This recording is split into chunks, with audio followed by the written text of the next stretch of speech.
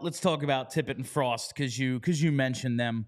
I thought it was imperative that those are kind of the guys that step up in this one, and TK as well. I wanted to see maybe a little more out of him, but his line was really good tonight. But those guys are the building blocks here, and I think those guys are as big a part of the message of the Couturier benching as Couturier himself.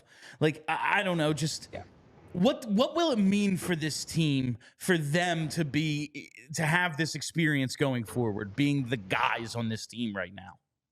It's a good question, because that was what Tortorella emphasized when I asked that question to him, was that so much of this next month is going to be huge for those kinds of guys. Like, they're not expecting Bobby Brink. I don't even think they're expecting Tyson Forrester, as much as Troy seems to love the guy, to step up and carry this team. They want to see the not vets but not rookies be the guys who step up. And tonight, that's what happened. That was huge. I did think, so we'll get into this Couturier, obviously, in a few minutes, I'm sure.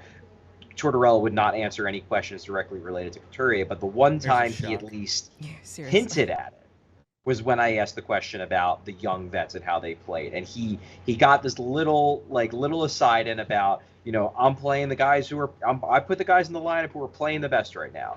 And the implication was that these are the guys that are playing the best right now, the guys like Tippett and Frost and York. And I do think, he betrayed it a little bit. He wasn't willing to give much on the Couturier scratching, but he betrayed it a little bit in that I have a feeling that part of his thinking in that brain of his that we cannot even begin to understand what's ticking in there.